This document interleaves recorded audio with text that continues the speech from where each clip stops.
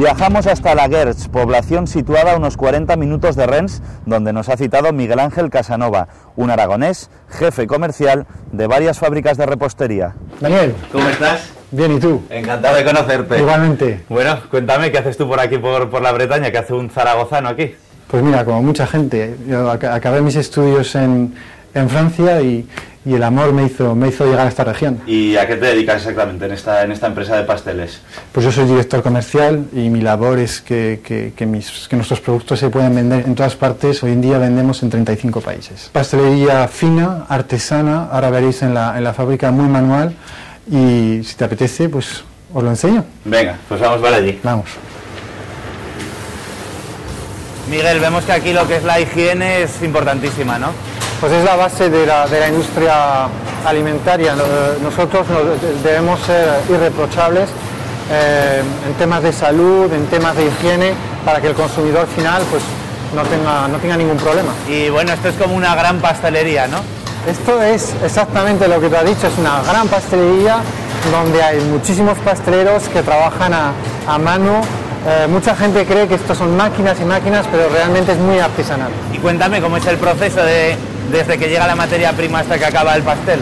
Pues exactamente como si nosotros hiciéramos un pastel en casa. Vamos a comprar las materias primas, vamos a hacer nuestra preparación, vamos a medir los ingredientes.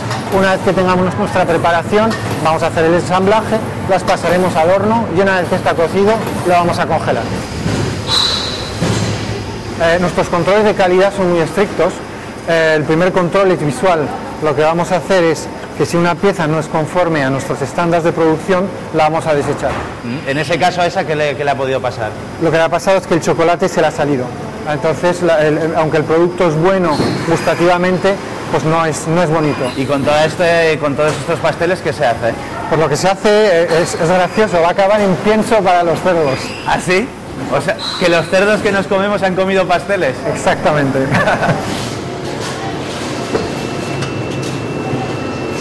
Miguel, después del trabajo siempre hay tiempo para el ocio, ¿no? Y más en un sitio tan bonito como este. Pues no todos los días, pero de vez en cuando sí, la verdad. ¿Dónde estamos ahora?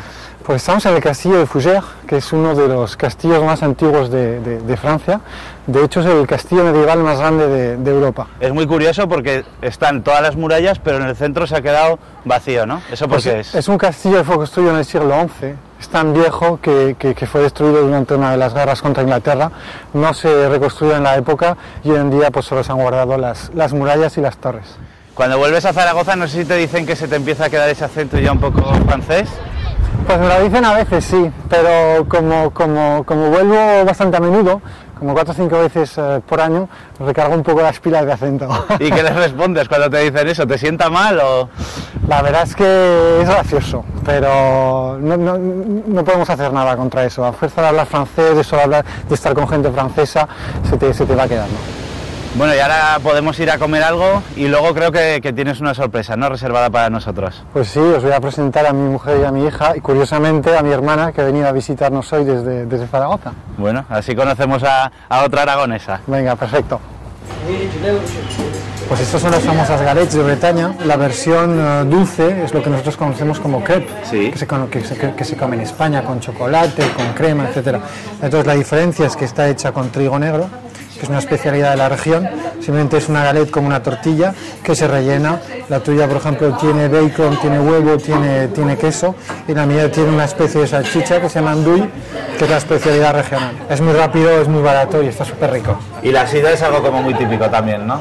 Pues sí, la verdad es que hay muchas manzanas en Bretaña como en Normandía y la sidra es una bebida, es la bebida típica, como otros licores. ¿Es como la vasca o como la asturiana? Se parece mucho más a la vasca.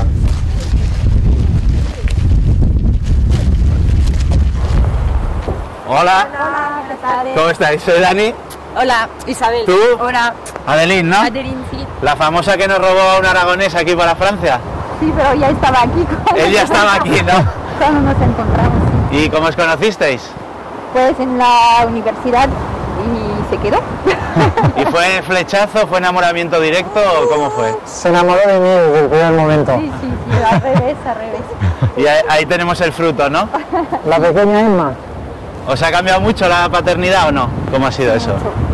ya no puedes, tienes que pensar a lo que vas a hacer antes de salir o antes de hacer cualquier cosa, entonces, pero bien.